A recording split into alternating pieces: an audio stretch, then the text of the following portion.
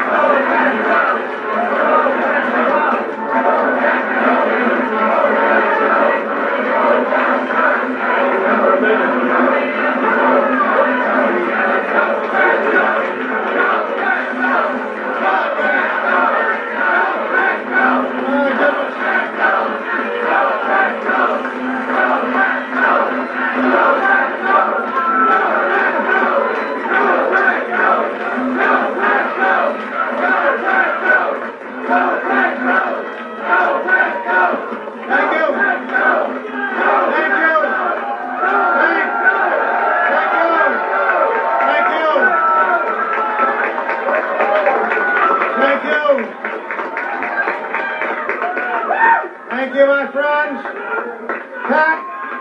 Pat is going all the way to the White House.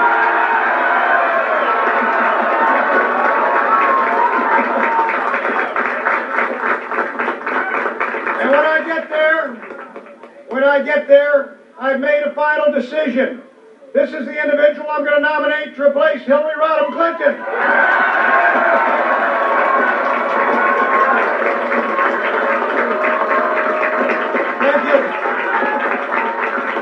Thank you, Jim.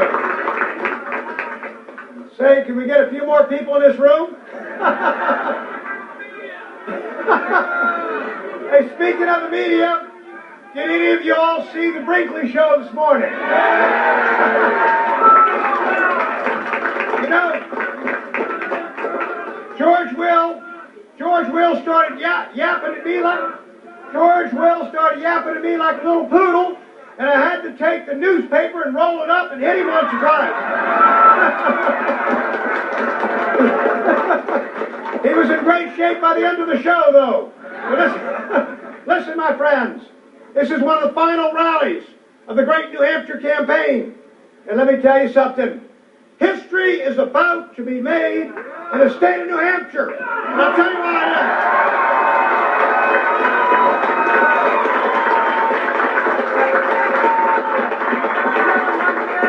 And I'll tell you why history is about to be made. Because the establishment in Washington is quaking in its boots at what is going on across this country.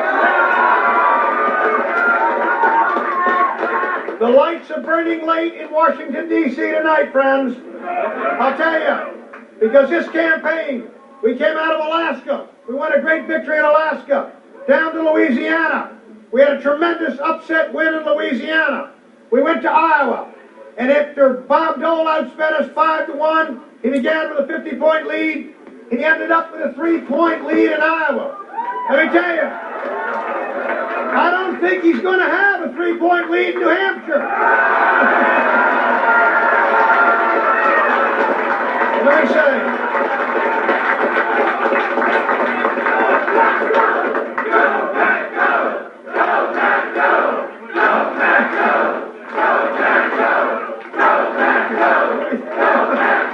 let me tell you, listen, let me say those. We won those battles. We won the Battle of Alaska and the Battle of Louisiana and the Battle of Iowa over a gallant conservative named Bill Graham, whose fine organizers have joined us here. You are welcome. You all are welcome. You tell them.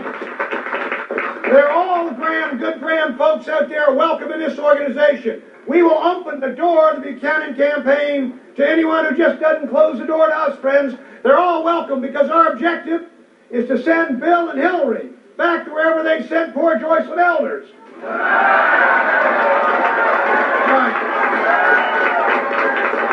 And let me tell you,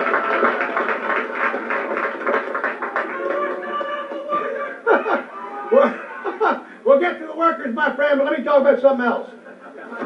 We'll get there, but let me say something.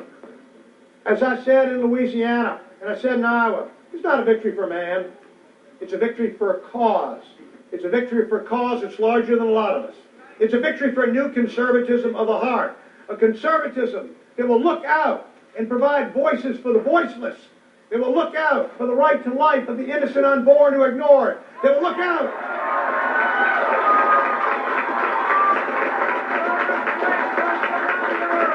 And it's a new conservatism of the heart, as that gentleman put it, will look out for those working men and women who are seeing their jobs sent overseas, who are seeing those jobs sent overseas for the benefit of transnational corporations. It's a new conservatism which is going to go to Washington and will represent the great middle class of America that doesn't have a representative anywhere, my friends. All right. Listen. So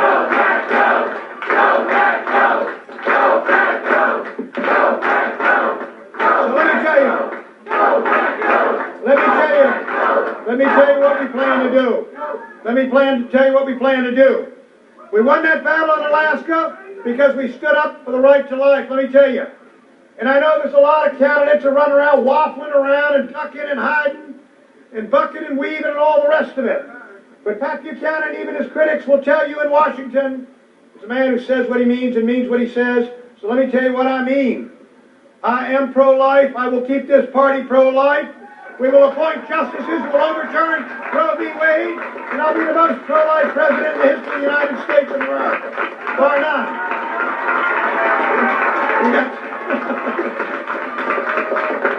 But let me go beyond that. That's one of the causes we're standing for, but there are others. As you know, almost alone, I stood up against NAFTA, and I stood up against GATT, and I stood up against the surrenders of American sovereignty to the institutions of the New World Order.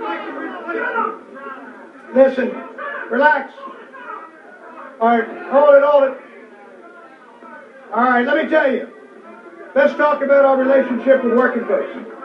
Come on, down, folks. Calm down. That's, don't mind that. Don't mind that fellow, the Clinton supporter. Leave him alone. Now, let me talk to you. Let me talk to these issues.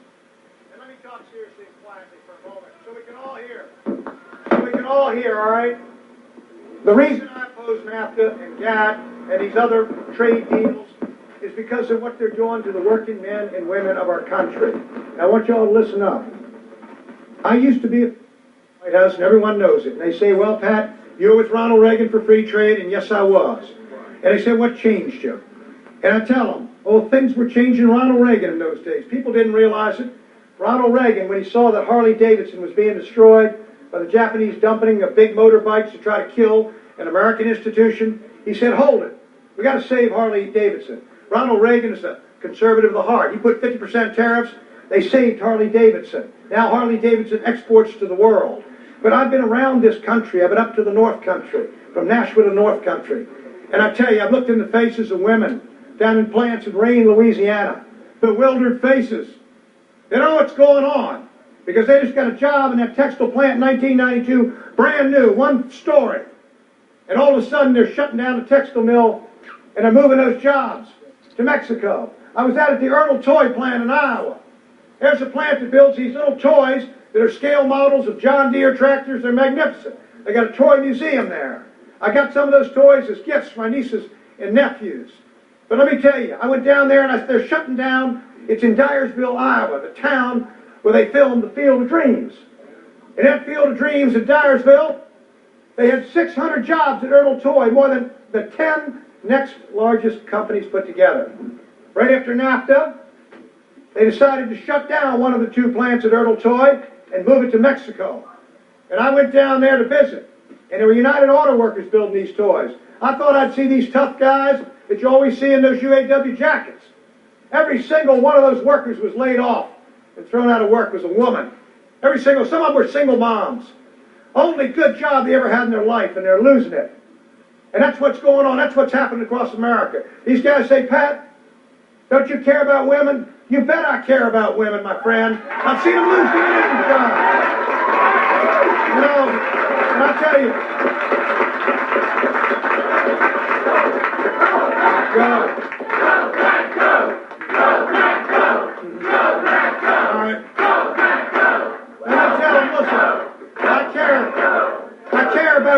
I care about the working women and the working men of America.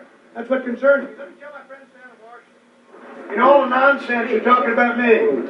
Y'all represent corporate America. You represent these companies that make billions of dollars by shutting down their American factories. Start thinking about the American working men and women for change, like I do. Because I'm we're going to clean up. We're going to clean up that kind of politics in Washington, D.C. And we're going to have a Republican Party that looks out for working men and women who've seen their standard of living fall.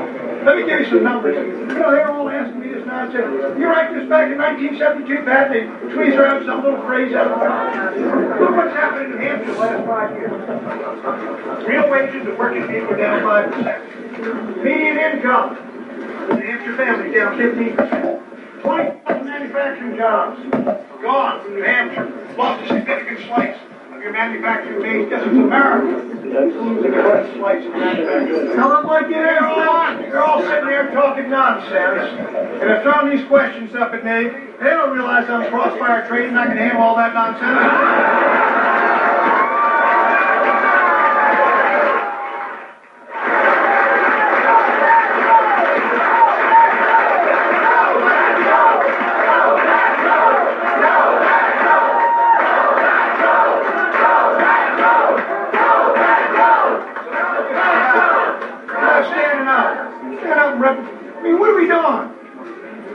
Represent, if not those that don't have representatives in Washington. What's my party doing? Hauling water for all those fat cats on K Street. What are we doing? That's not the party we believe. That's not the party of Ronald Reagan. That's the party of the fat cats in D.C. We got a different party, but there's other reasons why we oppose NAFTA and NAFTA and these other trade deals. And that is because there are going to be no more surrenders of American sovereignty to the institution.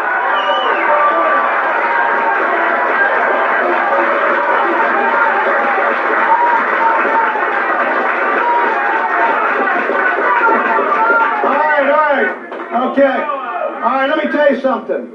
Look at what's going on. They say, well, Pat, why did you oppose that wonderful free trade agreement in GATT? I said, free trade agreement? He said, yeah, free. I said, let me tell you about freedom. You find freedom in a little book about that size called the Constitution of the United States. You put GATT's 23,000 pages. It's about that high. It's about that high. In the first 20 pages, what do? They say that the control over world trade is transferred from the Congress of the United States, where our own founding fathers placed responsibility, to a global institution in Geneva called a World Trade Organization, where we get one vote out of 120, the greatest nation on earth. You know,